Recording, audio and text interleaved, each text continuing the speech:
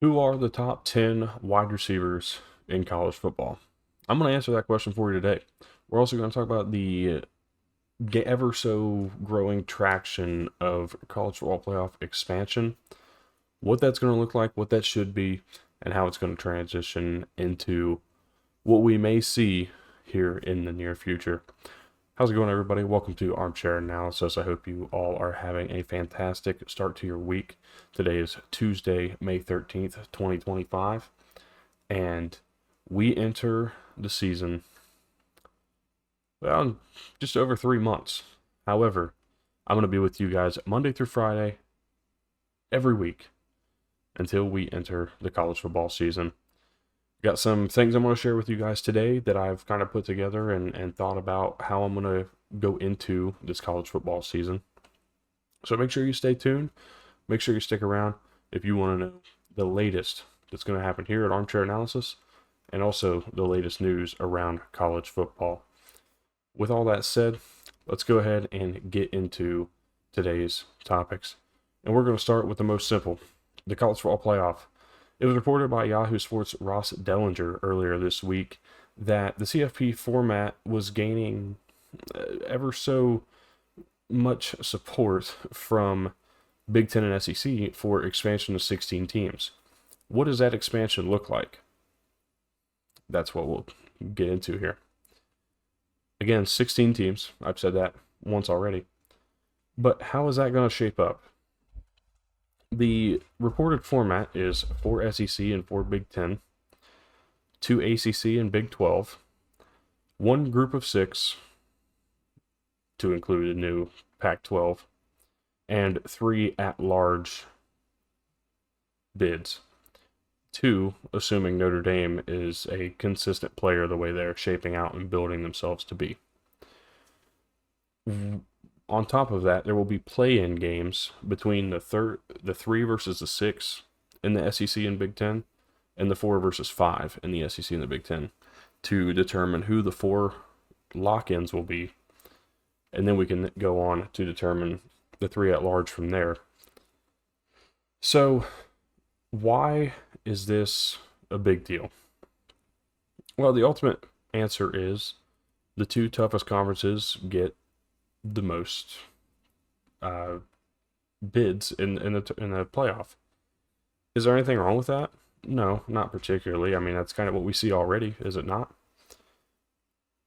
Why is this actually a good idea?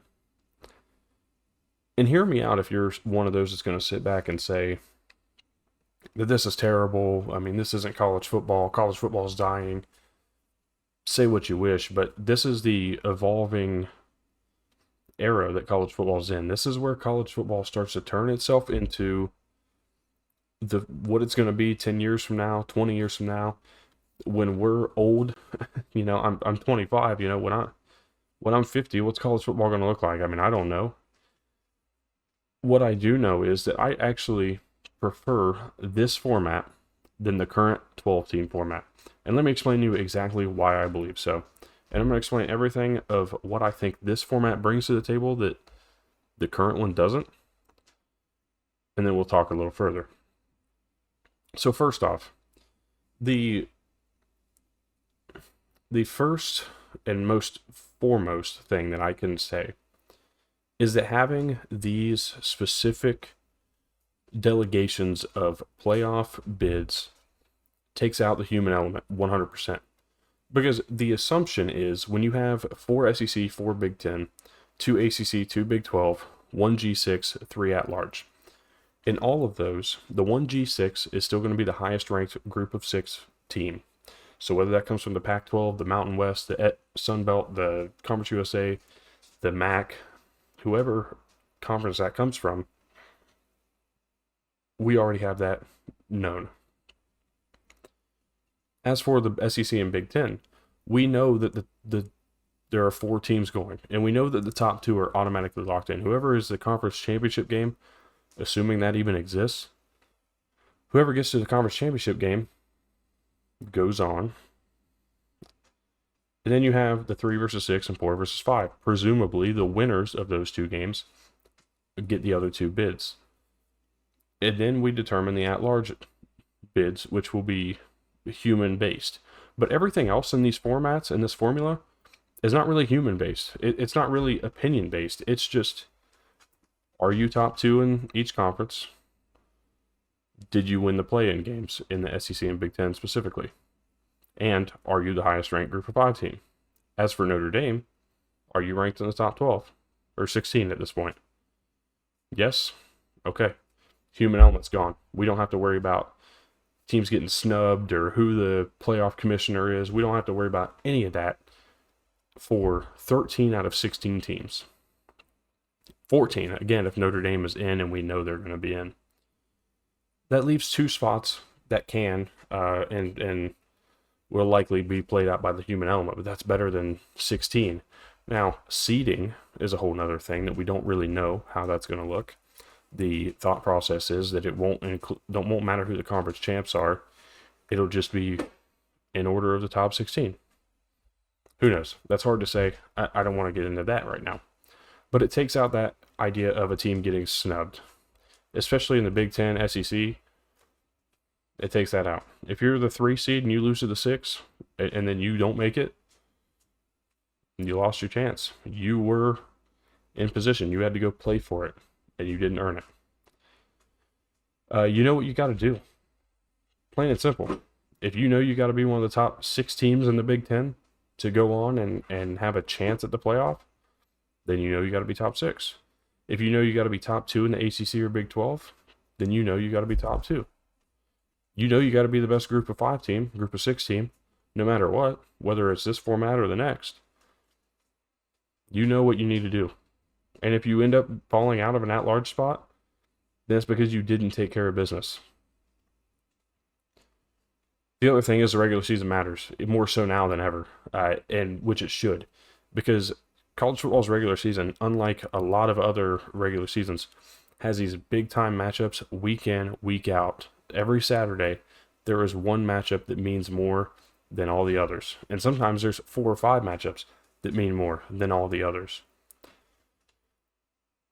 The only con to this entire thing is that it kind of makes the conference championship games mean less and really not be that important.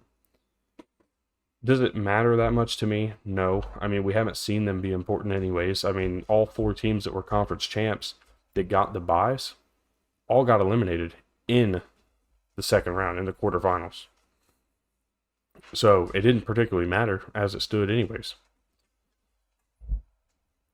The biggest thing, and what I would say, is that I think this is a step in the right direction.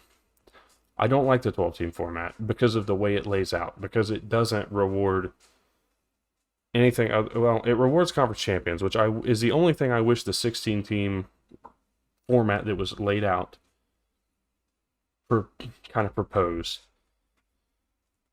Otherwise, I like pretty much everything. The thing that I would do differently is I would bring back the BCS computers. I know that sounds really stupid, but hear me out. The BCS computers didn't care about eye test. The BCS computers didn't care about a human's opinion.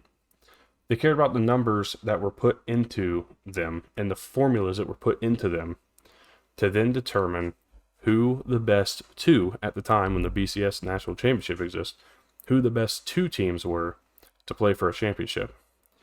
Now, if the computers were determining an order for the top 16 teams, who would say no to that? Seriously, who would say no? And if you would say no, why? Because if you are saying no, you're probably, odds would have it, the same person who's complaining at the fact that humans are leaving out Alabama out of the playoffs last year when they did not deserve to be in. But hey, SMU didn't deserve it. They lost the ACC title. They weren't good enough. Alabama went and lost to Michigan. And they didn't sit. I'm just going to be honest with you. They didn't sit that many guys in that game against Michigan. Near as many important players that Michigan sat. And Michigan still went out and beat them in Orlando, was it? Sorry. It was a meaningless bowl game to some. But the point stands and remains. You wouldn't have to hear that conversation. You wouldn't have to hear, man, Alabama deserved to get in, and they look like a better team than SMU, but man, the people in charge decided to put SMU in. I think having the BCS computers come back with the exact same format they put in place way back when would perfect a 16-team playoff. And I mean perfect a 16-team playoff. Whether or not you utilize this same exact formula for who gets the auto bids and who doesn't, it would still rank them, I think, perfectly down the line, in a sense that we would get to understand and we would see the best and the true national champion. Let me know what you guys think down below. Do you think I'm a little too far off? Do you think I'm crazy? Maybe I'm living in revisionist history about the BCS computers. I don't know, but I think they would be a huge improvement over, again, the human element to this entire thing. So with that out of the way, let's go ahead and get into our top 10 wide receivers entering 2025. This is going to ruffle feathers. And it's not because I wanted it to. I promise you, I did not want this to ruffle anybody's feathers. What I did was I went and looked at what I truly believed were the top wide receivers in college football. I had 22 players listed that I went and chose from to knock it down to 10, and I still had trouble. So understand that this is interchangeable, and this is based on my opinion of who the top 10 are and the order of the top 10. But what I will say to you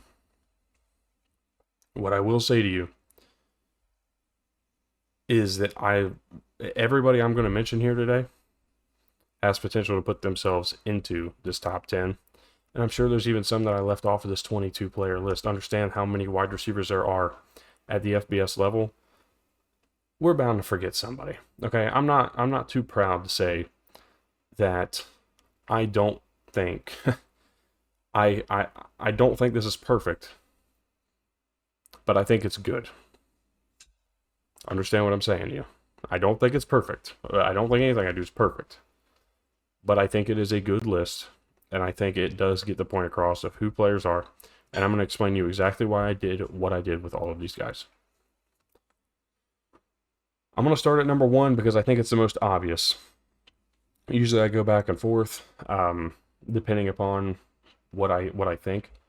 I think number 1's the most obvious, and with that said, it is, in fact, Jeremiah Smith of Ohio State. Why would it not be? This kid never had a game last year where he did not perform to the highest ability. He is a huge reason why they won a national championship. And people can say whatever they want about the Ohio State roster. The one thing that's for certain is they do have a huge stable of wide receivers that makes it difficult to focus solely on Jeremiah Smith, which means he's going to be a key playmaker in every game this season, no matter what.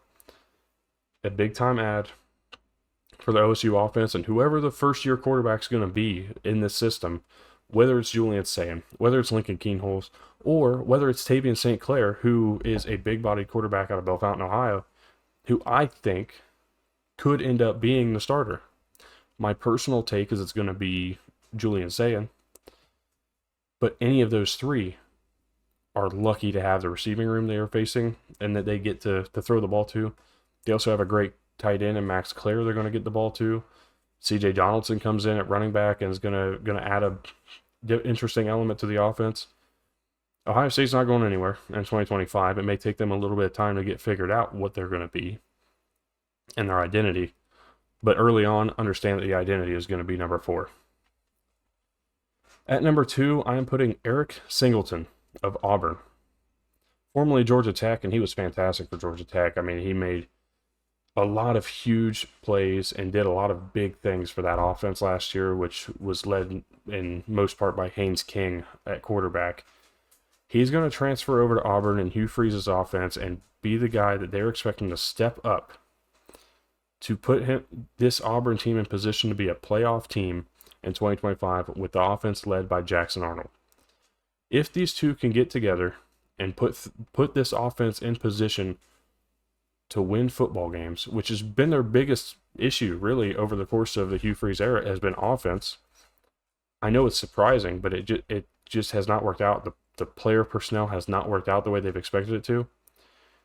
If Jackson Arnold takes care of the football, Eric Singleton continues to do what he did at Georgia Tech, there's no question that this Auburn team is going to be, I don't want to say a playoff team, but I think they'll be a top 25 team at the end of the year.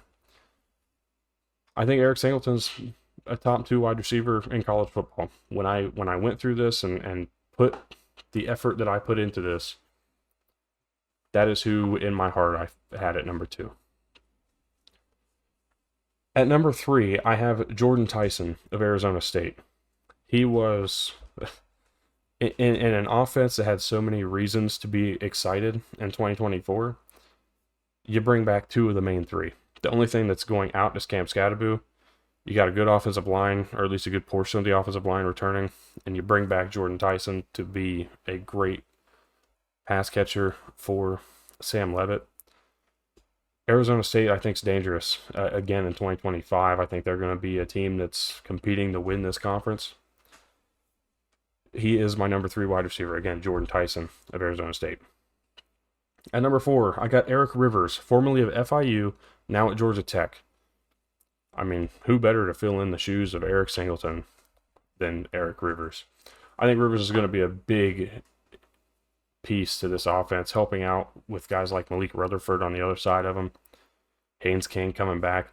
Georgia Tech's not going anywhere. They lose one big wide receiver and then pull another one in the portal. People are going to flame this one. I know this is going to be the one that gets the most hate out of all of them. And that's okay. And that's okay. I'm willing to take it. But trust me, Eric Rivers is a guy that you're going to want to watch in 2025. At number 5, at long last, it's Ryan Williams. And I figured I would put him at number 2 when I first started this list. And then I went back through and looked at the guys that I eventually put ahead of him, and I just felt that they were better. It's hard not to be better when you've been in college football for longer than Ryan Williams has. But it doesn't make Ryan Williams a bad player, and it certainly doesn't diminish the talent that this kid truly has. The one thing I will say, though, is once the attention started to get put on him, which came after the Georgia game early in the season, his numbers started to diminish a little bit. He stopped being able to get open and create this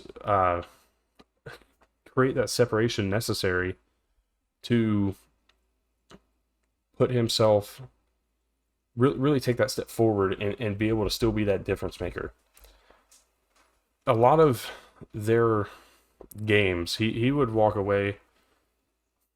I'm trying to think of how to put this, because I have to be very careful to not leave any holes in this argument. But in a lot of games, he had 2 games over 100 yards receiving, Western Kentucky and Georgia. Beyond that, he had 1 game where he was over. He had 2 games. Hang on, let me slow down before I start sounding really dumb. He had 4 games over 50 yards after Georgia of the final 9. Everything else he was kind of held down. He had 8 receptions. That was his season high against Tennessee.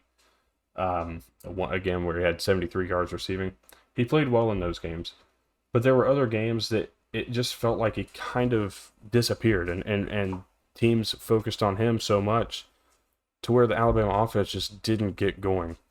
If he can find a way to kind of take that next step and be able to, even with the attention that he's gathering, still be able to be a difference maker in the games, he will rise in this list and he'll be a top 2 receiver at the end of the year. But the one thing I didn't see was that ability to make a difference even when the attention was on him. We'll see how it goes into this year. Ryan Grubb comes back to join Kalen DeBoer as the offensive coordinator at Bama. We saw what they did at Washington a couple years ago. They're paired back up. I expect an improvement from Ryan Williams and a consistent season to where I don't have to question whether he's top 2 anymore. I can say it with certainty. At number 6, I have Penn State's Devontae Ross, formerly of Troy. I think he's a great addition that Penn State went for in the portal. And this one's either going to work or it's not. This one's either going to be a really good move or it's not. I had 2 transfer receivers at Penn State in consideration here. The other one being Trevor Pena from Syracuse. I like Devontae Ross more. Coming out of Troy, I know people are going to say, oh, well, he played in a group of 5. I don't care. I don't care where you came from. Talent is talent. And it's going to show on the field. And if it doesn't, then I'm wrong. And I will tell you I'm wrong. I really like what Devontae Ross brings to the table. He's at number 6 for me. At number 7, I got USC's Mekhi Lemon. I thought he was a pleasant surprise last year in the USC wide receiver room, where I really expected a little bit more. I thought I expected more from them as a team. I expected more from them offensively, and in reality, we kind of just got a mediocre. I don't want to say mediocre, an average to above average team all around. And we'll see how they progress going forward. There's a lot of changes coming to USC that I think Lincoln Riley is doing the right things and going in the right directions. But Mekhi Lemon, a bright spot. I think he's going to be a big-time target this year for the Trojans. At number 8, I got Elijah Surratt from Indiana. I thought he was amazing last year. I thought he was a big part and a huge target for Curtis Rourke. And he's going to be a huge target again this year for Fernando Mendoza and trying to keep Indiana alive in this playoff conversation beyond just 2024. Maybe making them a perennial contender. That's the goal from Kurt Cignetti. Remember, Google him. He wins. At number 9, I got Luke Wysong, the transfer wide receiver now at Arizona, formerly of New Mexico. Now, this one is fully on gut feeling. I like what Luke Wysong brings to the table. He's a really solid route runner, got a lot of speed, and just made a lot of big plays last year. He's going to become a really solid option for Noah Fifita this year. And I think this Brent Brennan Arizona team is going to take a step forward. Last year was underwhelming, to say the least. I think Wysong's going to come in, help this offense out. They're going to get some help defensively as well. And we'll see where Arizona ends up. At number 10, I put Zachariah Branch in here. And I know that that's going to be a little, probably controversial, given who I left out. Hear me out in this. Again, this is a little more of a prediction. But we've seen the playmaking ability. And I think that given him the opportunity to go out to Georgia, to jump into a team where you could assume that the offense is going to utilize him properly, the team is going to utilize him properly. The way that we've seen him as a playmaker at USC, it gives me a lot of faith to say that he's going to become a really big part of this Georgia offense this year. I am projecting it big time, and I know that. But I'm gonna ride or die with this one in the top 10. And if I'm wrong, again, own it. But for right now, I like Zachariah Branch a lot as a top 10 player at wide receiver in college football. So who did I have in the conversation that I left out? My first one out was Jaden Greathouse. I really liked the improvement and the ability that I saw from him over the course of last year in the runner-up run that they had in the college football playoff. I expect more. I expect him to be a really big part of this offense and a really big part of the development of CJ Carr, is who I presume as quarterback for Notre Dame. If that's the case, I think Notre Dame becomes a really dangerous team once again. I rank Jeremiah Love as my best running back coming back in 2025. I think Jaden Greathouse is a really solid wide receiver option. I had Antonio Williams in the conversation from Clemson. He just missed out again. Understand, though, that this might be the best wide receiver room that Clemson's had in probably 4 or 5 years, maybe. I'd say maybe even longer than that. I really like Antonio Williams. He's my favorite receiver out of this room, but any one of those 3 could break out big time and emerge as a top 10 player at wide receiver. Dane Key, transferring out of Kentucky to Nebraska, I think only increases his stock not only for the draft, but as a player in college football. Dan Key's a guy I think we really need to watch out for, and how Dylan Raiola and him get going and build this chemistry over the course of the summer. Talk about Trevor Pena, Syracuse transfer over to Penn State. We're just going to I'm just waiting and seeing. This is going to be one of those that I'm either going to regret leaving off, or we're going to feel like, okay, he's close, but he's not there. We'll see. I had TCU's Eric McAllister in the conversation. I left him out. I did not feel as though he was quite there this year. Now he's going to kind of come in as I would say the lead receiver in the room for the Horned Frogs. So we'll see what he's able to do. I have some excitement for Eric McAllister and this TCU team this year. I ranked Josh Hoover top 10. I know that there was some question marks about why and what I thought of Josh Hoover, but I'm hoping that will be proven throughout the course of the year. I like Jeremy Bernard a lot. I didn't like him enough to be in the top 10, and really I don't know if he's top 15 for me, but I liked him a lot. I wanted to have him in the conversation. Malik Rutherford, I made mention of him, another part of that Georgia Tech receiver room from last season. Returning, I like him a lot. I just think that I personally liked Eric Singleton, and even more so in this new wide receiver room in 2025, Eric Rivers. Just a little more, but Malik Rutherford is going to be just as good as advertised over the last couple of years. I like Chase Sowell out of ECU coming over to Iowa State. He's going to fill in a couple of shoes, Jaden Higgins and Jalen Noel.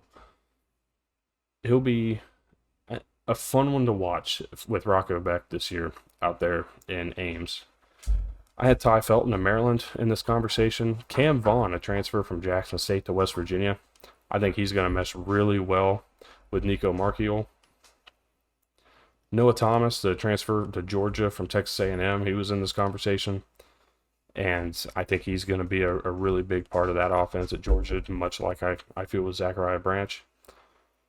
Jacob DeJesus, transfer from UNLV to Cal. I really like what he brings to Cal's offense. I'd like it even more if he had Fernando Mendoza as his quarterback. I'm just going to sit back and see. I don't mind taking a wait-and-see approach on that one. But there you go. There's the 22 that I had in the conversation. Again, feel free. Let me know who I missed. Again, no pride here. Just wanting to see who I missed and who I need to look into as I get ready to start doing my season previews. Which, before I get to that, I'm going to pull up the graphic real quick. You guys can see again my top 10. Jeremiah Smith, Eric Singleton, Jordan Tyson, the top 3, followed by Eric Rivers and Ryan Williams, 4 and 5. Devontae Ross, Mekhi Lemon, Elijah Surratt, Luke Wysong, and Zachariah Branch, my top 10 wide receivers entering 2025.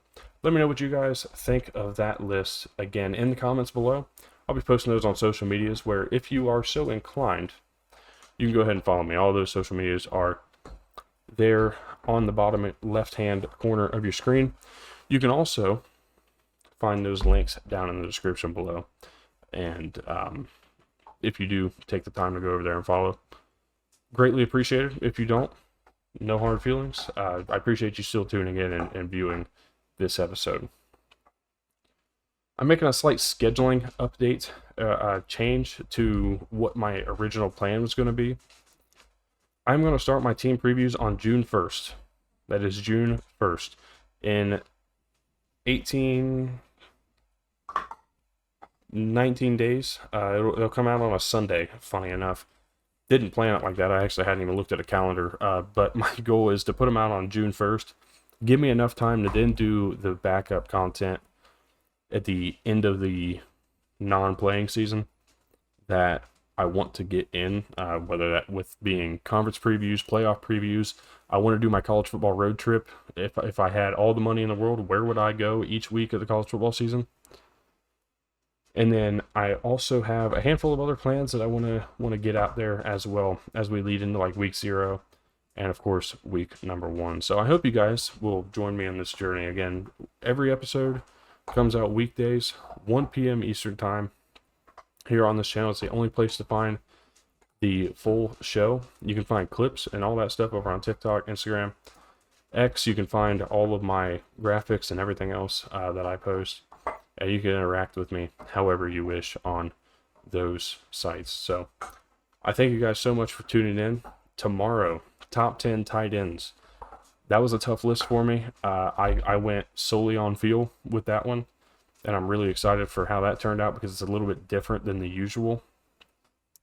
We got top 10 offensive linemen as well later this week. That's going to be on Thursday. And then Friday, and it's not even going to be top 10 offensive linemen. Let me be clear. It's going to be top 10 offensive line units on Friday. What did I miss? What's Wednesday? I don't know. I missed Wednesday. So, actually, tight ends Wednesday, Thursday offensive linemen. And then, I guess Friday we'll have our top 10 edge rushers going into 2025. So, I don't know how I skipped a day, but it is what it is. I was doing a lot. I got like 4 lists done already. I'm all the way onto interior defensive line is what I have next to put together the list for. So I'm really excited for that. I'm excited for whatever else I decide to do. I really don't know. I haven't planned out any of these shows. I try not to, depending on how early I'm recording them for them to go out. But yeah, I appreciate everybody tuning in again. I'm sorry to drag this out a little bit. Hope you guys have a great rest of your day, and I will see you guys tomorrow. Again, top 10 tight ends in college football.